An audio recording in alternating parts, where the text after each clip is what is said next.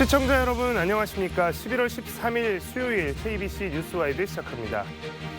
국회가 지난주부터 내년도 예산안 심의에 들어갔습니다. 하지만 윤석열 대통령이 그동안 예산 심의에 앞서 대통령이 직접 해왔던 국회 시정연설을 하지 않으면서 가뜩이나 첨예한 정부와 여야 관계 속에 예산 심의가 어떻게 진행될지 관심이 큽니다. 오늘은 국회 예결위 소속 안도걸 국회의원과 함께 예산 관련 이야기 나눠보도록 하겠습니다.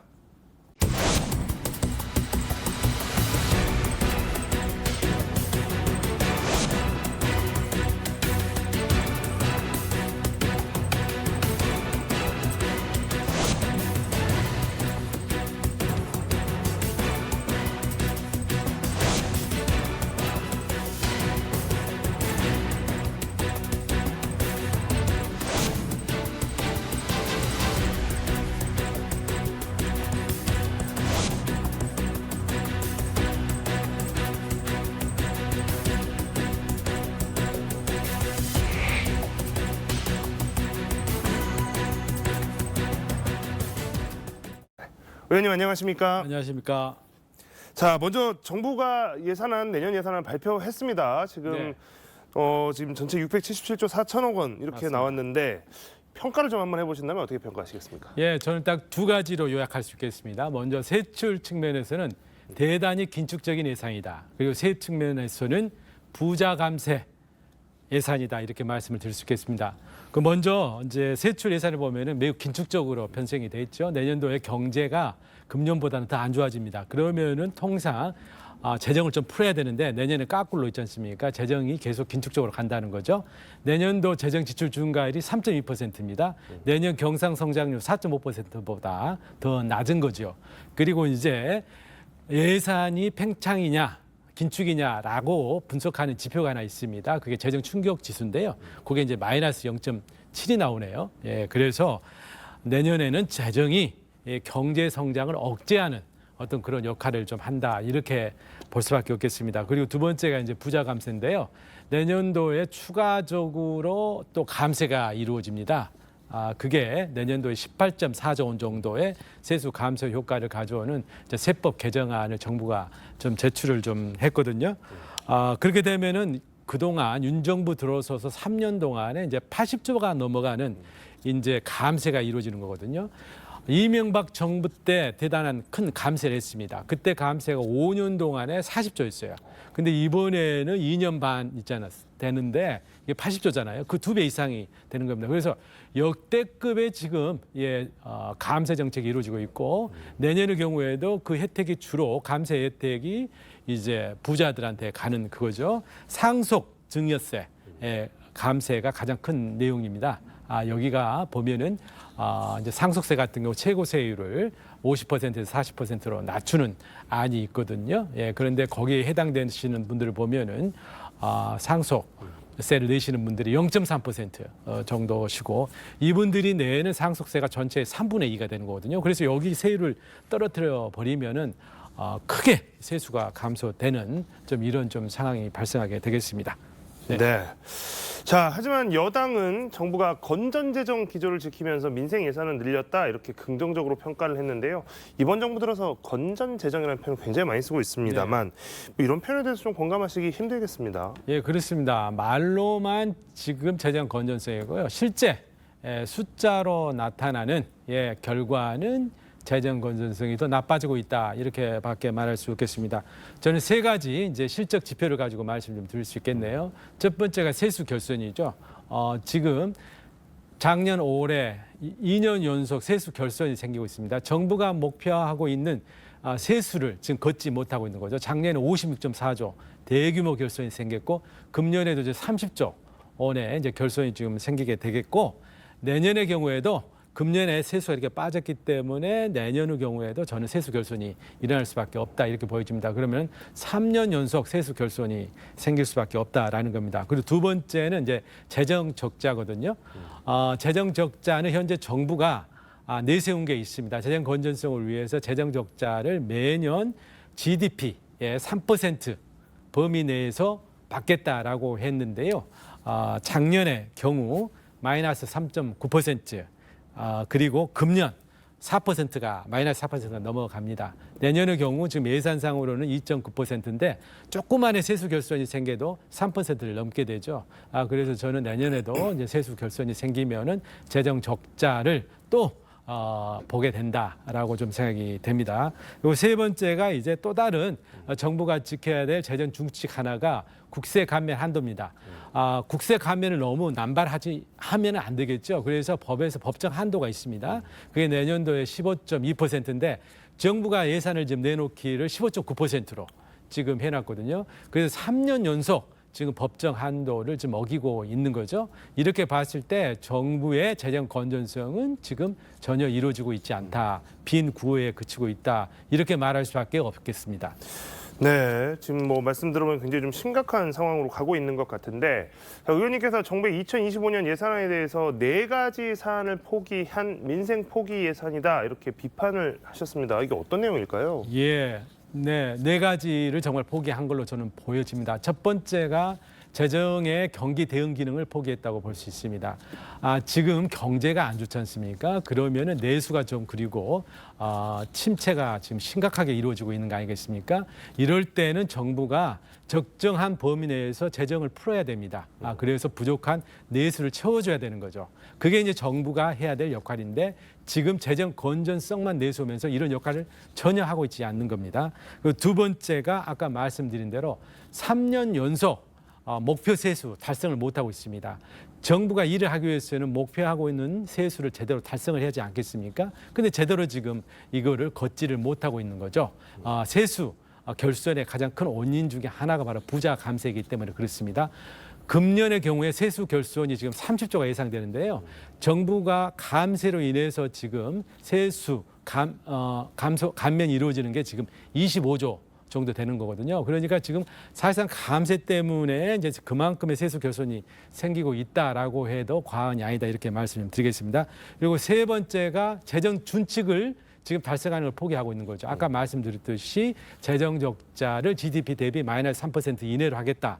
이거를 지금 준수하고 있지 못하고 있고 국세 감면 한도 또 지금 3년 연속 유배를 하고 있다라고 말씀드리겠습니다. 그리고 세 번째는 재원 배분에 있어서 지금 굉장히 편중이 좀 되어 있는 겁니다. 그래서 경제와 민생 그리고 지방에 대한 예산이 지금 많이 상대적으로 지금 줄고 있는 겁니다. 대신 지금 국방 예산, 외교 예산 그리고 지금 민생은 굉장히 어려운데도 국제 ODA 예산이라고 하죠. 우리 개도국에 대한 원조 예산은 굉장히 이제 늘고 있거든요. 대통령께서 해외 순방을 하면서 많은 있지 않습니까? 국제 지원 그 약속들을 하기 때문에 또 이러한 국제 ODA 예산이 크게 좀 늘고 있는 겁니다. 그래서 내수와 민생 쪽에는 굉장히 인색한 이런 예산이 지금 편성이 되고 있다. 이렇게 말씀을 드리겠습니다. 네. 자, 앞서 말했듯이 정부는 내년 예산의 지출 증가율을 3.2%로 긴축 재정을 편성했는데요. 그런데 이제 예비비는 14.3%나 증가한 4조 8천억 원을 편성했습니다. 명목이 없는 예비비, 이걸 좀 과도하게 편성하면 여러 가지 문제점이 좀 발생할 수 있다라는 지적들이 계속되고 있는데 어떤 문제가 있습니까? 예비비는 예상치 못한 소요에 대비하기 위해서 예비 지원으로 좀 주는 거죠. 그러니까 필요 최소한으로 좀 유지를 하는 게 좀 맞겠죠. 그런데 이번 정부 들어서 굉장히 예비비를 큰 폭으로 증액을 좀 시키고 있습니다. 내년도 예비비 증액률이 14%입니다. 네, 정부 예산이 3%잖아요. 그리고 정부 예비비가 부족한 것도 아니죠. 과거에 작년, 금년 예비비 집행 실적을 보면은 많은 돈들이 지금 남아 있습니다. 그러니까 제대로 쓰고 있지 못한다는 거죠. 그만큼 예비비가 지금 과도하게 편성이 돼 있는 상황이거든요. 그런데 여기에서 또 14%를 좀 증액을 하겠다라는 겁니다. 예비비는 그 용처를 정부가 알아서 쓰는 겁니다. 국회에서 사전에 여기에 얼마 쓰세요라고 보통 책정해 주는데 예비비는 그것이 없이 정부가 재량적으로 쓰는 거거든요. 그래서 국회의 예산 통제를 우회하는 하나의 수단이 될 수 있는 겁니다. 그래서 여기는 굉장히 절제를 해야 되는데 지금 그렇게 되고 있지 못하다라는 거를 제가 지적하고 싶습니다. 네. 자, 그렇다면 이제 시청자분들께서 이제 여러 가지 예산도 항목별로 굉장히 복잡하고 굉장히 여러 가지 얽혀 있는 것들이 많은데 좀 이번 예산 심의 과정에서 쟁점 또 네. 항목 이를 좀 짚어주신다면 어떤 부분을 좀 짚어주시겠습니까? 네, 이제 두 가지를 나눠서 말씀드리겠습니다. 먼저 세입 예산이죠. 예, 그래서 이번 세입 예산은 정부가 이제 초부자 감세를 지금 추진을 하고 있습니다. 이 부분은 조금 막아야 된다고 생각이 됩니다. 특히 이제 상속세의 경우에 이제 초부자 분들에 대한 세율을 낮춰준다라고 지금 정부가 이제 추진을 하고 있습니다만은 지금 재정이 고갈이 되고 있고 정부가 할 일을 제대로 못하는 상황에서 저는 이거는 한가로운 일이라고 생각됩니다. 장차 세수가 많이 늘고 할 때 이 상속세 감면은 좀 추진할 필요가 있다고 생각됩니다. 다만 지금 중산층들이 일부 상속세 부담이 좀 늘어나고 있는 측면이 있거든요. 우리나라 사람들 보면은 자산의 한 80%를 이제 부동산에 이제 부동산을 보유를 좀 하고 있는 거거든요. 그런데 최근에 수도권 중심으로 해서 집값이 좀 상승하기 때문에 상속세가 좀 늘어나는 부분이 있습니다. 이러한 중산층들에게 일시적으로 좀 늘어나는 상속세 부담은 좀 줄이겠다라는 게 우리 이제 민주당의 입장입니다. 두 번째 이제 세출 예산과 관련해서는 민생을 살리는 예산, 경제를 살리는 예산은 국회 예산 심사 과정에서 최대한 증액을 좀 시키고자 합니다. 6개 분야에 대해서 저희들이 중점을 좀 두고 있습니다. 첫 번째가 뭐 지역사랑 상품권 등 지금 굉장히 어려운 자영업자들에게 매출을 좀 늘려주는 어떤 그런 예산들은 저희가 과감히 좀 늘리도록 하겠습니다. 그리고 고교 무상 교육 그리고 초중고 예술 강사 인건비 등 이런 부분들에 대해서 지방 교육 교부금에서 이거를 지출을 하라라고 해서 정부가 국고 지원을 지금 있잖아요. 중단을 지금 하고 있는데 이런 문제에 대해서 문제가 실제 재원 부족으로 현장에서 문제가 안 되도록 그렇게 하도록 하겠습니다. 그리고 국민 안전 관련 예산을 좀 크게 늘리도록 하겠습니다. 그리고 지금 빠르게 지금 에너지 전환이 이루어져야 됩니다. 신재생 에너지, 기술, 산업 그리고 또 에너지를 수도권으로 이전시키는 송배전망 확충 등 에너지 관련 투자를 우리 민주당에서는 크게 늘릴 생각으로 좀 있습니다. 그리고 AI 시대에 앞서 나갈 수 있도록 하는 공유 데이터 센터, 데이터 처리 센터 등과 같은 인프라를 좀 확충하는 그런 예산들을 좀 늘리도록 하고 있습니다. 그리고 마지막으로 저출산 예산 저희가 늘리도록 지금 하겠습니다. 그리고 이제 이러한 재원들을 어디서 만들 거냐? 불효불급한 예산 삭감하겠습니다. 그리고 지금 특히 정파적인 입장에서 지금 증액된 예산들이 좀 많이 있습니다. 그래서 지금 보면은 아까 말씀 올렸습니다만은 민생은 어려운데 해외 ODA 예산 늘리고 있습니다. 그리고 국제 R&D 예산 이게 늘릴 수가 없는데 지금 굉장히 큰 폭으로 늘리고 있거든요. 이런 부분에 대한 조정이 좀 필요할 것 같습니다. 그리고 권력기관의 특할비, 업추비, 특정 업무비 또 세심히 보도록 하겠습니다. 그리고 국민적 의혹이 큰 사업들이 있죠. 동해유전 개발 사업, 그리고 또 김건희 여사 관심 사업이다 해서 예산이 너무 있지 않습니까? 턱없이 증액한 사업들이 있습니다. 그런 사업들에 대해서 그 필요성, 타당성을 철저하게 검증하도록 하겠습니다. 네. 자, 의원님은 지금 광주 전남 18명 국회의원 중에 유일하게 지금 예산 소위에 지금 참가를 하고 계신데 광주뿐만 아니라 이 전남권까지 대표하는 네. 지금 책임을 맡게 되셨습니다. 그래서 지금 광주와 전남 이번 예산에서 좀 어떤 것들을 좀 중점적으로 챙기실 건지가 좀 궁금할 것 같습니다. 예, 세 가지 측면에서 아주 역점을 좀 두고자 합니다. 첫 번째, 우리 광주는 굉장히 낙후돼 있지 않습니까? 이제 미래 먹거리 산업을 위한 이제 인프라 투자 굉장히 필요합니다. 여기에 최우선을 좀 주도록 하겠습니다. 우리 광주 경우는 인공지능 직접 단지 2단계 사업. 이번에 추진됩니다. 이번에 예타가 면제돼 있고 현재 총사비 심사 중에 있습니다. 내년도 2단계 1차년도 착수 소요를 최대한 확보토록 하겠습니다. 그리고 미래 자율주행차 그리고 모빌리티 관련된 실증 사업들 예산 넣도록 하겠습니다. 전라남도 우리 미래의 첨단 농업에 대한 인프라를 확충을 좀 해야 되겠습니다. 그래서 신재생 에너지를 활용한 스마트팜 그리고 우리 AI 첨단 기술을 응용한 축산 단지 조성 그리고 또 육상 양식업을 위한 스마트 팩토리 등 예산을 저희가 확보토록 하겠습니다. 두 번째는 광주 전남이 자랑하고 있는 문화, 관광, 예술 분야의 예산을 크게 늘리도록 하겠습니다. 광주의 현대미술관 분원 유치 반드시 관철하도록 하겠습니다. 그리고 우리 전라남도 순천의 K 디즈니 타운이 조성이 됩니다. 애니메이션 타운이거든요. 이쪽에 관한 콘텐츠를 보강하는 예산도 최대한 확보토록 하겠습니다. 마지막으로 세 번째, 광주 전남 일원의 광역 교통망을 확충하는 예산 확보에 최선의 노력을 좀 다하도록 하겠습니다. 우리 광주 지하철 2호선 빨리 1단계 완공될 수 있도록 하는 소요들, 그리고 KTX 2단계 27년 조기에 완공할 수 있는 소요 반영토록 하겠습니다. 그리고 광주 순천 연결하는 경전선, 그리고 보석 목포 남해안 철도 고속화 내년 완공 등등 소요를 제때 반영토록 하겠습니다. 네, 지금까지 이제 내년도 예산 관련해서 쭉 이야기를 해 주셨습니다. 앞서 이제 여러 번 지적을 해주셨지만 정부의 세수 펑크, 이 세수 결손 문제가 지금 굉장히 심각한 네. 것은 주제의 사실이죠. 지난해 56조 4천억 원의 세수 결손이 났고 올해도 지금 30조 원 정도 결손이 예상되는 상황입니다. 자, 2년 연속 대규모 세수 결손이 일어난 원인 또 어떻게 파악을 하고 계시는지 좀 궁금하고, 기재부 차관을 지내셨으니까 이게 실제로 예산안 편성 과정에서 이게 세수를 예측하고 또 실제로 이제 수입이 이렇게까지 좀 차이가 나는 경우가 있었는지도 좀 궁금하거든요. 그 부분도 좀 말씀을 해주시면 좋을 것 같습니다. 예, 세수가 부족한 거는요. 이제 경제가 침체돼서 경제가 안 돌아가니까 이제 세금이 안 그치는 거죠. 그게 가장 큽니다. 문제는 뭔가 하니 이제 경기가 이렇게 하강 국면에 이제 접어들 때는 정부가 경제를 살리기 위해서 열심히 노력을 해야 되는 거죠. 재정을 풀어서 경기를 활성화를 시켜야지 성장이 되고 또 세수가 늘어난 거 아니겠습니까? 그런데 정부는 아무 역할을 하지 않는 겁니다. 민간이 알아서 다 하겠지라고 해가지고 자유방임적 경제정책을 쓰고 재정 건전성만을 앞세우면서 아무 노력을 하지 않는 거죠. 그러다 보니까 경기가 더 악화돼 버린 겁니다. 그러니까 세수가 더 나빠진 거죠.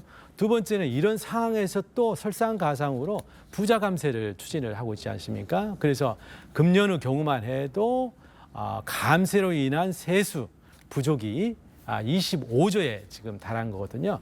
그래서 지금 경기가 꺼지고 있고 세수가 결손된 상황에서 전혀 걸맞지 않는 감세 정책을 하고 있다는 것이 결국에 이러한 심각한 세수 펑크 현상을 발생을 시키고 있는 겁니다. 그리고 이러한 역대급의 세수 결손은 정말 과거엔 찾기 어렵습니다. 그래서 굉장히 이례적인 지금 상황이고 계속되고 있거든요. 그런데 그걸 계속 지금 방치를 하고 있는 것도 굉장히 심각한 문제입니다. 참고로 지난 문재인 정부 때는 목표보다 세수를 더 걷는 초과세수가 발생을 했어요.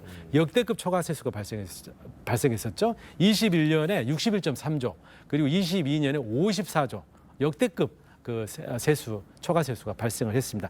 그때는 재정이 적정하게 그 역할을 해서 경제를 성장을 시키고 빨리 코로나 위기로부터 극복을 했기 때문에 그러한 초과 세수의 보너스를 얻을 수가 있었던 겁니다. 네. 의원님, 그러니까 이게 대규모 세수 결손이 지금 반복해서 일어나게 되면 네. 이게 이제 계속해서 반복이 되는데 정부가 그냥 무한정 버틸 수만은 없을 것이고, 그렇죠. 이게 지금 계속 반복이 된다 그러면 실제 경제에는 어떤 영향들이 좀 생기는 겁니까? 네, 그러니까 세수가 결손이 되면 결국에는 어떻게 되냐면은요, 세출을 줄일 수밖에 없잖아요. 네, 그래서 작년에 56.4조 세수 결손이 생기니까 약 47조의 세출 삭감이 일어났어요. 그리고 금년에도 지금 30조 세수 결손이 생기니까 그중 절반은 기금 등을 통해서 이제 돌려막기를 하고 한 15조 정도는 세출을 삭감하게 됩니다. 지금 내수가 부족해서 있잖아요. 어떻게 하면 내수를 살릴 거냐 지금 걱정을 하고 있는 판인데 15조라는 금쪽 같은 내수가 그냥 실종이 돼버린 겁니다. 요만큼 유효 수요가 줄게 되고 또 성장이 감퇴하게 되는 거죠. 네, 방금 이제 또 의원님께서 말씀해 주셨지만 지금 기금 같은 것들을 통해서 이 부족한 부분을 메우려고 네. 하는 것들, 이런 거에 대한 문제들이 지금 최근에 굉장히 많이 지적이 네. 됐는데요. 자, 부족한 세수를 메꾸기 위해서 각종 기금 재원으로 돌려막기, 또 예산 불용, 이런 것들이 또 반복되고 있는 것도 지금 여러 차례 지적이 되고 있는 상황입니다. 네. 그런 상황에서 이제 또 추경 예산을 편성한다거나 국채 발행을 한다거나 이제 이런 것들은 또 정부가 완강하게 네. 거부를 하고 있는 상황인데, 지난해에는 외국 환평형 기금에 네네. 지금 그걸 써서 또 문제가 됐는데, 이번에 또 청약 통장의 재원인 주택도시기금을 또 최대 16조 원까지 활용하겠다, 이런 계획을 해놨습니다. 네네. 기금 돌려막기에 대한 비판, 지금 이런 상황 어떻게 보십니까? 네. 기금이라는 거는요, 원래가 이렇습니다. 평소에 돈을 모아서 비상시에 있지 않습니까? 지출에 응하는 거거든요. 그래서 적정한 적립금을 갖는 게 맞습니다. 그런데 그 적립금, 여유재원이라 하죠. 이거를 그냥 꽃감 빼먹듯이 계속 빼먹고 있는 겁니다. 그렇게 된다면은 기금의 재정 건전성이 굉장히 나빠지는 거죠. 그리고 정부가 계속 이렇게 있잖아요. 기금의 여유 재원을 빼다 써서 지금 대부분의 기금이 고갈 상태에 있는 겁니다. 그래서 유사시에 예를 들어서 지출이 늘게 되면은 그에 대해서 있잖아요. 감당할 수 없는 경우도 좀 있다. 이렇게 생각을 합니다. 그리고 더더욱이나 정부가 이제 외국환 평형기금까지 손을 대고 있는 거거든요. 외국환 평형기금은 지난 문재인 정부 때도 절대 그냥 손을 대지 않았어요. 왜냐하면은 이거는 환율 안정을 위한 비상재원이에요. 그래서 이 실탄을 가져다 써버리면 안 되죠. 환율량은 늘상 급등을 하지 않습니까? 급등락을 하기 때문에 정부가 필요시 비상재원을 가지고 있지 않습니까? 예안을 샀다 팔았다 이렇게 해야 되는 거거든요. 그런 재원이 필요하거든요. 그래서 절대 그 손을 대지 않았는데 이번 정부 들어서 작년에 20조를 갖다가 썼고요. 금년에도 또 20조를 또 갖다 썼고 이번에 30조 세수 결손이 생기니까 이 중에서 또 5조를 더 갖다 지금 쓰겠다 지금 이렇게 하고 있는 거거든요. 그래서 저는 굉장히 지금 이번에 특별히 굉장히 환율에 이제 급등이 지금 계속되고 있지 않습니까? 그리고 언제 이게 또 급락할 수도 있고 또 지금 이렇게 되면 환율 변동에 따라서 우리 수출 환경도 굉장히 지금 바뀌어지는 거거든요. 그래서 우리가 비상적으로 지금 환율을 좀 관리해야 되는 이런 상황에서 이렇게 외국환 평형기금을 갖다 쓴다는 것이 저는 굉장히 위험하다 이렇게 좀 생각이 됩니다. 그리고 아까 지금 앵커님께서 말씀하셨듯이 이제 주택도시기금의 재원이 있거든요. 이건 우리 이제 청약 예금을 이제 모아서 또 그리고 국민 주택 채권이라는 게 있지 않습니까? 우리 자동차 살 때 이렇게 매입하게 되는 이런 채권 수입을 통해서 이제 운영이 되는 이제 기금이거든요. 그래서 이거는 원청약예금 같은 것도 유사시 또 이렇게 인출 사태가 날 수도 있지 않습니까? 그래서 그건 적정 수준을 좀 유지를 해야 됩니다. 과거 이 기금이 40조까지 적립금이 쌓였는데 지금 계속 빼서 지금 10조 남짓하게 좀 돼 있는 겁니다. 그래서 굉장히 지금 위험한 상태에 좀 와 있고 특히 이렇게 이제 재원이 이제 줄다 보니까 이 기금을 통해서 또 공공임대주택이라든지 이러한 주거복지 안정을 위한 여러 사업들을 하거든요. 이런 사업들이 내년의 경우에 있잖아요. 그 규모가 15% 정도 또 삭감이 지금 되고 있거든요. 재원이 이제 줄다 보니까 또 이렇게 있잖아요. 필요한 기금에서 꼭 해야 될 제대로 된 사업들을 지금 못하고 있다. 이런 문제가 지금 계속 발생을 하고 있는 겁니다. 자, 이렇게 뭔가 그 정부에서 쓸 수 있는 돈을 너무 이렇게 막 왔다 갔다 아까 뭐 곡간 빼먹듯이라는 표현을 써 주셨는데 지금 이제 한국은행이 쌓아둔 법정 적립금 쓸 수 있는지를 또 대형 로펌의 비공개로 또 질의를 자문을 구했다고 해서 또 논란이 되고 있습니다. 그래서 뭐 로펌에서는 불가 의견을 제시했다라고는 하는데 자, 한국은행 적립금까지 손대려고 하는 거는 좀 너무 나간 거 아니냐라는 또 지적도 나오고 있는데요. 이 부분은 얼마나 또 위험성이 있는 겁니까? 예, 맞습니다. 한은 적립금은 이제 은행도 나름대로 있잖아요. 적립금 유지하듯이 한국은행도 이제 적립금을 유지하게 됩니다. 그 이제 법정으로 매년 순이익의 30%를 이제 비축을 좀 하도록 돼 있는 거죠. 이거에 대해서는 정부가 손을 대서는 안 되는 거죠. 예, 그런데 여기까지 이제 아마 좀 질의를 하고 실제로는 이제 집행은 좀 안 됐습니다. 그리고 뭐 한국은행이 호락호락 있지 않습니까? 이 적립금을 내주지도 않았을 것이고, 예, 그렇습니다. 그만큼 지금 정부 재정이 지금 어렵다. 그래서 여기저기 이제 손을 빌리고 있다라고 이제 보여지는 겁니다. 그래서 중요한 거는 빨리 정부가 어떻게 하면은 세수를 있지 않습니까? 안정적으로 확보할 거냐 이런 노력을 좀 해야 되는 거죠. 그러기 위해서는 지금 때가 맞지 않는 있잖아요. 감세 이 정책 빨리 포기해야 됩니다. 그래서 안정적 세수를 좀 확보를 좀 해야 되는 게 좀 맞겠죠. 그리고 빨리 정부가 적극적인 노력을 통해서 경제를 살려야 됩니다. 그래야만이 성장이 되고 자연적으로 세수가 증대가 되면서 또 세수가 더 들어오는 거 아니겠습니까? 이러한 경제와 재정의 선순환을 만들 생각을 하지 않고 여기저기 공공자금을 갖다가 있지 않습니까? 빌어 쓰려고 하는 태도 자체는 굉장히 잘못된 겁니다. 네. 자, 이렇게 정부 재정에서 결손이 발생하거나 이제 이러니까 그 여파가 지방 정부로도 당연히 넘어오게 되는데요. 역대급 세수 결손으로 인해서 정부가 지자체에 줘야 할 지방 교부세를 지급하지 못한 사례들이 굉장히 또 심각한 문제가 되고 있습니다. 이게 지금 규모가 어느 정도나 되는지도 지금 그렇습니다. 궁금합니다. 작년에 세수가 이제 56.4조가 이제 안 들어오게 되니까 지방 교부금을 있잖아요. 작년에 깎은 게 18.6조입니다. 그리고 금년에도 지금 30조가 안 들어오게 되니까 또 불가피 교부금을 깎게 되는데 우리 국회에서 우리 민주당 의원들이 중심돼 가지고 지방 교부금은 최소한으로 깎아라. 이렇게 아주 계속 지금 압박을 하고 했습니다. 그래서 정부가 현재는 그 규모를 좀 줄여서 금년에는 한 6조 5천억 정도 있잖아요. 줄일 수밖에 없는 좀 이런 좀 상황인 겁니다. 이렇게 이제 지방으로 이 돈은 지방의 하나의 이제 세입과 똑같거든요. 그리고 지방은 이 정도의 돈이 들어올 거라고 예상을 하고 나름대로 세출 계획을 짜지 않았겠습니까? 그래서 이만큼 돈이 안 들어오면 또 지방은 세출을 줄이게 돼요. 그러면은 자기네들이 이제 지방에서 발주하는 공사 물량을 줄인다든지 거기서 구매해야 되지 않습니까? 여러 가지 용역이라든가 물품 구매를 줄이게 되겠죠. 그리고 여러분 잘 아시겠지만은 지방 같은 경우는 굉장히 민간 경제가 취약해서 결국은 관에서 이제 발주하는 이러한 예산이 지방 경제를 살리는 큰 마중물이 됩니다. 이렇게 이제 정부가 지자체가 지출을 좀 삭감하게 되니까 또 지방은 또 경제가 크게 좀 타격을 좀 받게 되고 하는 또 지방 나름에 있지 않습니까? 악순환이 지금 계속되고 있는 겁니다. 세수 결손이 결국 이제 지자체 경제의 근간을 흔들 수 있는 상황까지 왔다. 뭐 이제 이런 분석들이 계속해서 나오고 있는 상황입니다. 자, 이제 뭐 기재부 차관 출신으로서 정부의 반복되는 이 세수 추계 오류도 문제고요. 네. 그리고 이제 원인 앞서서도 이제 말씀을 해주셨지만 그렇다면 이 정부 안에 이제 빨리 아직 2년이나 넘게 남았는데 이 개선을 해야 될 텐데 이 개선할 수 있는 방안이 어떤 방식들이 있겠습니까? 예. 정부가 이제 작년에도 대규모 세수 결손이 생기고 하니까 이제 세수 예측을 잘하려고 굉장히 노력을 했어요. 예, 그런 건 저 인정합니다만은 그렇지만 결과적으로 또 세수 축에 오류가 또 생긴 거는 좀 아닙니까?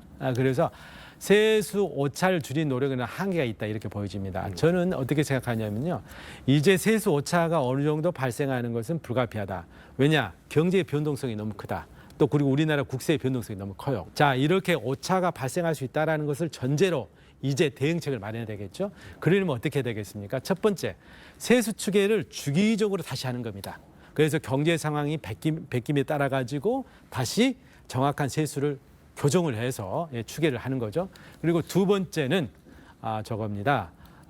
대규모 세수 결손이 생겼을 경우에는 정부가 이제 알아서 하도록 해서는 안 됩니다.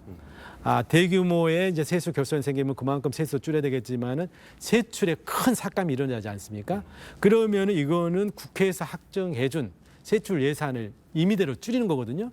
이건 국회 동의를 받아야 되는 거죠.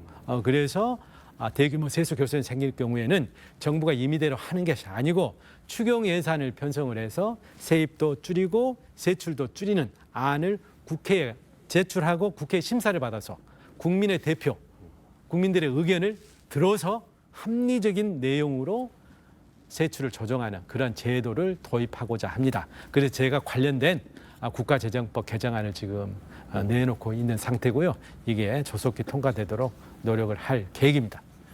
네. 자, 지금까지 안덕월 국회의원과 함께 세금 문제 또 세수 문제와 관련해서 이야기 나눠봤습니다. 의원님 오늘 나오셔서 고맙습니다. 네, 감사합니다.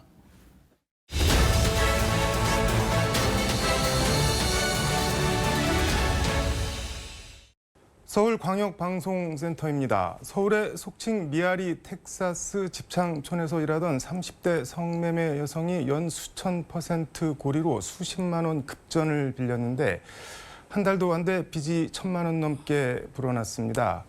사채업자들은 이 여성의 가족과 지인은 물론 7살 딸이 다니는 유치원 교사에게까지 미아리에서 몸을 판다, 돈 빌리고 잠수 탔다 이런 문자를 뿌리며 돈을 갚으라고 협박했습니다.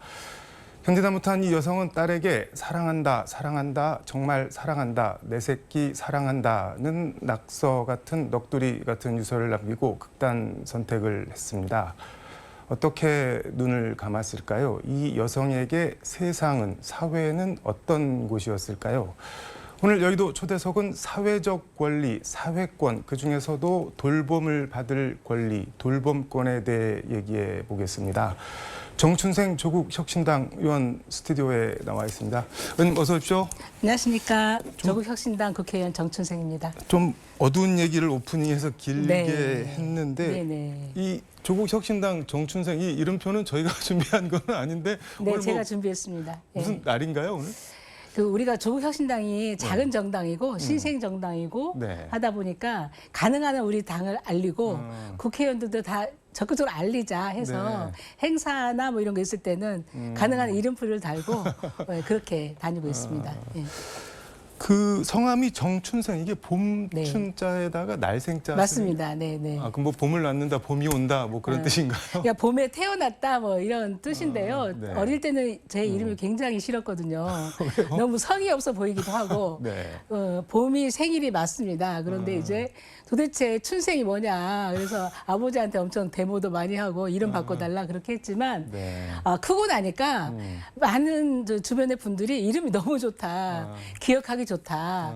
뭐 이렇게 말씀을 하시더라고요. 그래서 저도 봄에 태어났지만 그렇게 생각하지 말고 봄처럼 항상 생기 있게 그렇게 살자. 이렇게 생각을 완전히 바꿨고요. 네. 그리고 정치하면서부터는 저의 이름을 이용해서 봄날, 한글로 하면 봄날이잖아요. 네. 그래서 민생의 봄날, 국민의 봄날을 위해 정치하자. 이런 마음으로 제 이름을 적극적으로 활용하고 있습니다. 부모님이 선견지명이 있으셨던 것 같네요. 좋게 보면 네, 그렇습니다. 근데 의원님 경력을 보니까는 네. 대학원 졸업하시고 1998년에 김대중 대통령 새정치국민회의에 여성부 네, 네. 직원으로 정치에 들어가셔서 네, 네, 네. 뭐 원내 행정실장, 공보국장 당에서 하시고 네, 문재인 대통령 청와대에서 여성가족 비서관 하시고 맞습니다.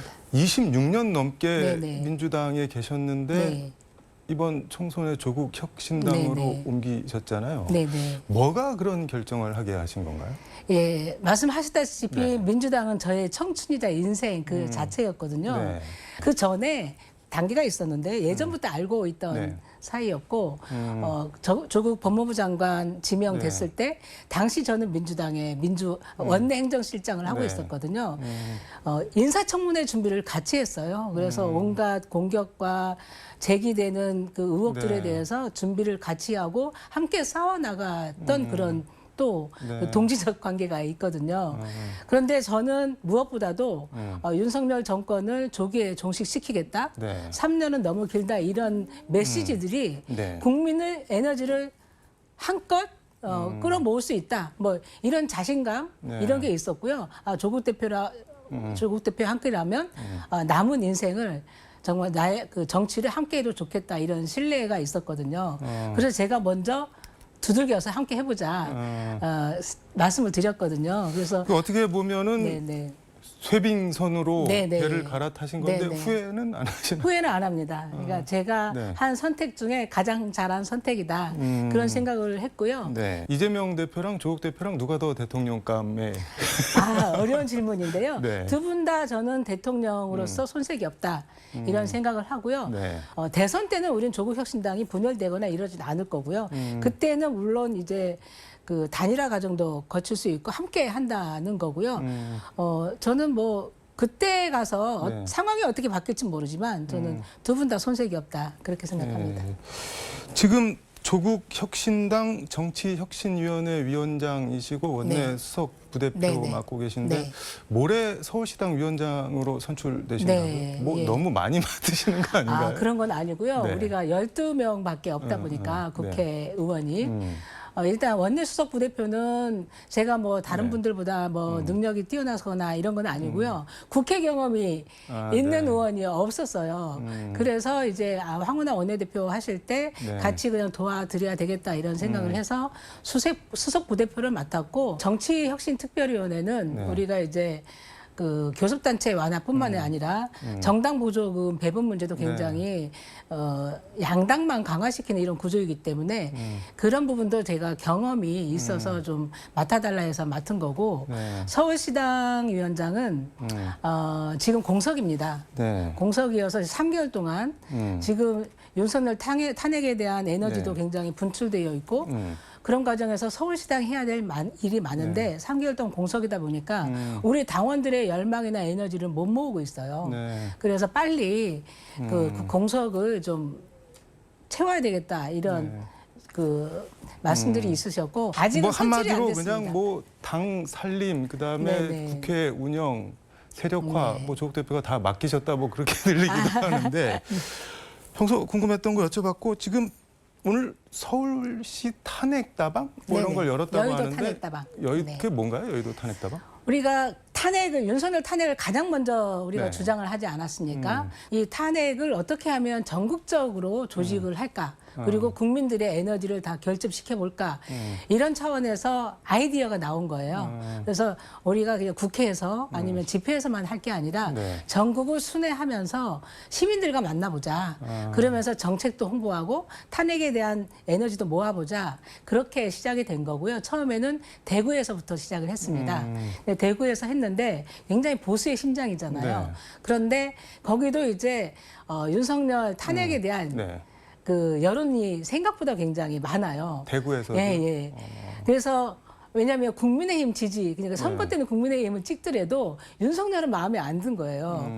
그런데 우리 생각보다 대구에서 탄핵 다방에서도 굉장히 많은 분들이 오셔서 아니 근데 의미를 탄핵 몰랐습니다. 다방이면은 네. 무슨 뭐 탄핵 라떼, 뭐 탄핵 뭐 아메리카노 이런 거 네네네. 파는 이런 거 아메리카노 파나요, 팔고 아메리카노 하고 네. 그 대추차도 하고 하는데 팔지는 않고요. 아. 우리가 선거법상 이제 선관위하고 다 이렇게 네. 협의를 하고 다 그 해석을 받았는데 네. 정책 홍보 자리에서 그 차를 제공하는 거는 괜찮다고 합니다. 그럼 뭐 가령 말씀하신 탄핵 대추차 이런 거 네. 드리면은 반응이 어떤가요, 시민들이? 일단은 조국 대표를 보고 싶어서 오시는 분들이 일단은 많아요. 아. 예, 많으시고 이제 네.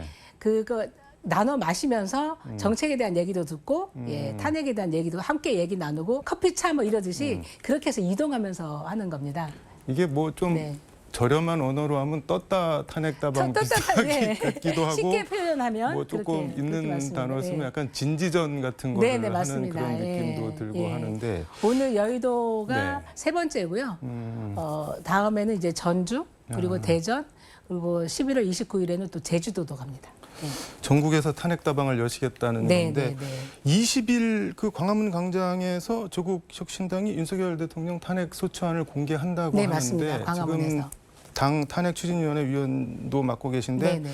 장소를 광화문으로 한 뭐 이유가 있을 것 같은데요. 사실 내부적으로 논의할 때 네. 국회에서 할 것인가 아니면 대통령실 앞에서 용산에서 할 것인가 아니면 광화문에서 할 것인가 논의를 했었거든요. 네. 일단은 처음 국민과 함께 한다는 의미에서 국회는 피하자. 그러면 대통령실 앞인가 왜냐하면 윤석열 탄핵을 네. 외칠 거기 때문에 용산인가 아니면 광화문인가 논의가 있었는데 용산 가면 약간 비좁고요. 아. 그리고 꼭 우리가 한다 그러면 보수단체에 또 집회 신고를 해서 더 좋은 성능의 앰프와 스피커를 동원해서 다 방해를 하거든요. 네. 차라리 그러지 말고 광화문에 가자. 우리가 박근혜 탄핵했을 때도 네. 광화문에 촛불을 들었듯이 광화문에 가서 하는 게 더 그 의미가 있겠다. 이런 그 논의가 있었고 네. 광화문 그 자체가 그 광화문의 뜻이 네. 빛으로 세상을 밝힌다는 의미 아닙니까? 네. 그래서 탄핵 소추안을 거기서 공개를 하고 시민과 논의를 하면서 거기서 이제 그 광화문의 촛불로 탄핵의 문도 연다는 의미에서 광화문으로 정했습니다. 이게 말씀하신 대로 광화문 이게 조선시대 왕이 네네. 정사를 다스리던 맞습니다. 경복궁 정문인데 네. 광화 이게 삼봉 정도전이 유교적 이상사회 열망 같은 게 말씀하신 네네. 빛으로 세상을 네네. 교화하는 거. 네네.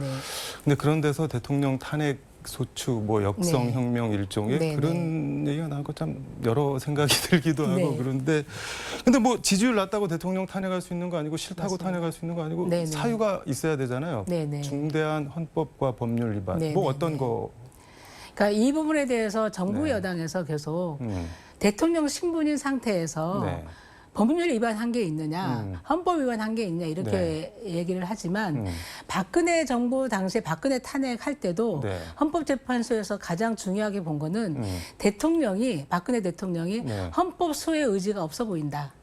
이런 내용이었습니다. 네. 그러니까 최순실로 그 대표되는 국정농단이 이렇게 있었음에도 불구하고 네. 그것이 문제가 있다는 것을 계속 부인을 해왔잖아요. 네. 부인을 해오고 하는 이런 과정. 그리고 대통령이라고 했을 때는 그 헌법을 준수하고 헌법을 네. 수호할 의무를 다 져야 되는데 그런 의지가 굉장히 없다.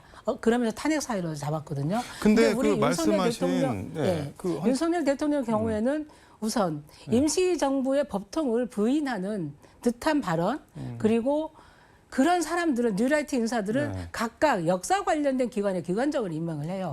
그런데 우리 헌법은 분명하게 임시정부의 그 법통을 이어받고 있잖아요. 그런 부분도 저는 충분히 탄핵 사유가 될 수 있다고 보고 네.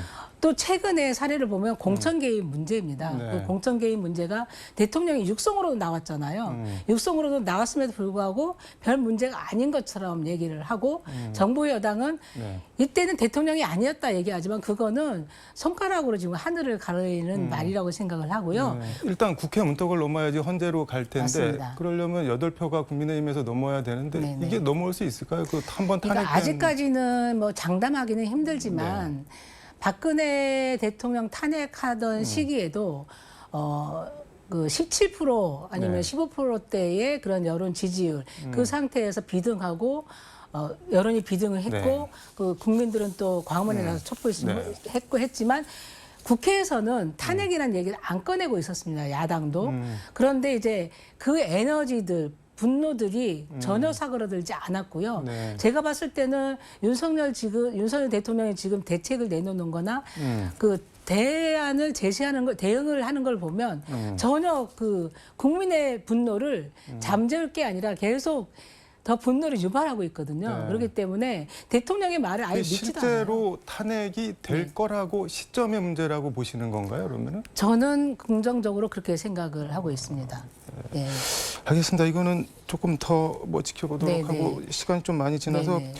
어제 국회의원회관 제1세미나실에서 네네. 사회권 선진국 포럼 5번째 네네. 돌봄권 토론회 주최하셨는데 이거 사회권 선진국 이거는 조국 대표랑 서왕진 정책위 의장도 엄청 강조를 하시는데 네네. 돌봄권 선언을 네네네. 하셨는데 네네. 돌봄권은 여타 권리처럼 나열되는 권리가 아니라 삶과 관련된 모든 문제를 아우르는 권리들에 대한 권리다. 이거 좀 약간 어려운 권리들의 무슨 권리.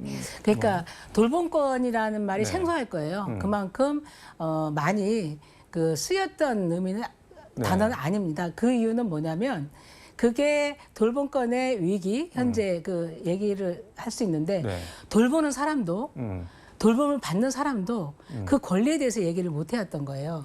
그리고 네. 그 모든 사람들이 당사자들이 정책 결정 과정에 공적인 영역에 참여하지 못했다는 뜻이기도 합니다. 예, 근데 모든 인간은 태어날 때부터 죽을 때까지 누군가의 돌봄을 받으면서 네. 자라고 살고 인생 그 삶을 영위하고 그리고 누군가를 돌보면서 하거든요. 근데 돌봄이라는 거는 네네. 어떤 사람의 개인의 희생이나 헌신 또는 돈이 들어가는 문제잖아요. 네네. 근데 이거는 뭐 희생 헌신을 강요할 수는 없는 거고 결국 돈 문제 아닌가 이거 그렇죠. 어떻게? 예, 물론 예산 얘기했지만 네. 모든 것이 예산 없이는 안 되는 거는 분명합니다. 네. 하지만 우리가 코로나19를 겪으면서 우리나라뿐만이 아니고 네. 다른 선진국에서 굉장히 돌봄의 위기를 거쳤거든요. 네. 셧다운되고 이런 과정에서 정말 방치돼서 네. 죽어가는 그 환자들도 있었고 막 이런 상황이 있었거든요. 이 곳곳에 돌봄이 개입되지 못했기 때문에 그러거든요. 그런데 네. 사회는 이 돌봄에 대해서 투자해야 되고 할 생각을 못했던 거예요, 그동안. 근데 이제 조국 네네. 대표가 오셔서 환영사를 하셨는데 네네. 보니까 돌봄은 더는 선의가 아니고 사회적 권리다 뭐 그럼요. 이렇게 말씀을 예, 예, 하셨는데 예, 예. 이게 돌봄이라는 게 제도나 권리로 뭐 실현이 정착이 되려면 뭐를 어떻게 해야 되는 건가요? 예를 들어 쉽게 얘기를 하면 그 육아휴직제라는 게 있지 않습니까? 네. 그러니까 아이가 태어나면 아이를 돌보고 해야 되는데 육아휴직 제도가 없으면 어떻게 되겠습니까? 아, 예, 네. 누구에게 맡기거나 그래야 되는데 어릴 때는 부모가 돌보는 게 가장 좋잖아요. 네. 그래서 육아휴직 제도가 지금 도입이 되고 굉장히 지금 많이 활성화되고 있어요. 그런데 그동안은 여성들만 해왔던 거예요. 그런데 아버지 육아휴직 제도를 활성화시키고 네. 그리고 기업 내에서도 그런 분위기를 굉장히 바꿔가면서 아버지 육아휴직률도 굉장히 높아졌잖아요. 네.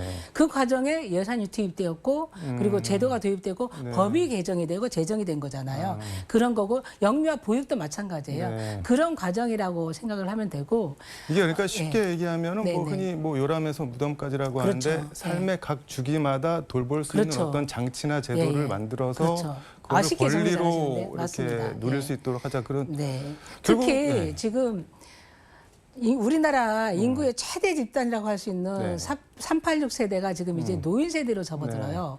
그러면 이 돌봄 문제는 네. 남의 문제가 아닌 거예요. 이 386은 네. 자신의 자녀들도 돌봐야 됩니다.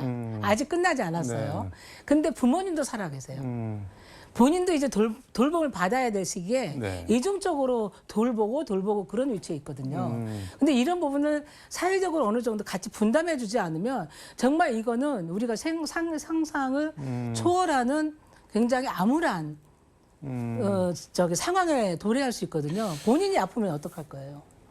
그러니까 뭐 사회나 국가가 같이. 개인을 같이 돌봐야 된다, 그렇죠. 공동체가 네네. 돌봐야 된다. 무슨 네. 말씀인지는 알겠는데 네. 그 앞서도 그 사채빚에 시달리다가 뭐 그 여성도 그렇고 네네네. 뭐 송파 세모녀 사건, 그렇죠. 의료비 때문에 네네네. 신용불량자 돼서 네. 70만 원 봉투에 남겨놓고 네네. 뭐 마지막 집세 공과금입니다. 죄송합니다. 뭐가 네네. 죄송했는지 아무튼 아직 우리나라가 이런 정도인데 지금 네. 말씀하신 게 구현이 될까요, 그런데?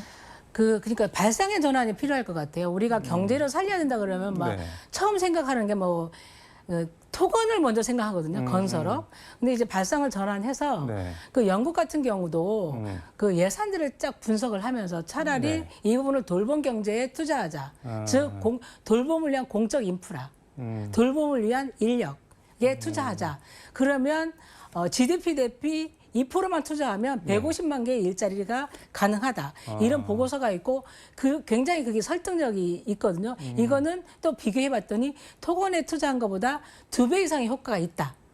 이런 얘기가 굉장히 설득력을 얻어가고 있는 상황이에요. 특히 코로나19를 네. 거치면서 돌봄에 대한 문제가 전 국제적인 문제가 됐기 때문에 설득력을 얻어가고 있고 우리나라에서도 그 후로 돌봄권에 대한 얘기가 굉장히 확산되고 있는 상황이거든요. 그렇게 되면 우리나라도 공적 인프라에 투자하고 그리고 인력을 양성을 하고 그 과정이 굉장히 저는 경제 선순환적인 역할을 할 수 있다. 그렇게 생각을 합니다. 일종의 돌봄 뉴딜 뭐 이런 거네요, 그러니까. 뉴딜이라고 붙여도 되고 어쨌든 돌봄 인프라에 그러니까 네. 공적 인프라에 투자를 하고 그리고 그 인력에도 네. 투자를 해서 더 새로운 일자리 그리고 그 386 세대가 이제 노인 세대로 접어들면서 돌봄 영역이 굉장히 중요한 일자리 영역으로 와 있는 거예요. 그래서 발상의 전환이 필요하다 이런 생각을 하는 겁니다.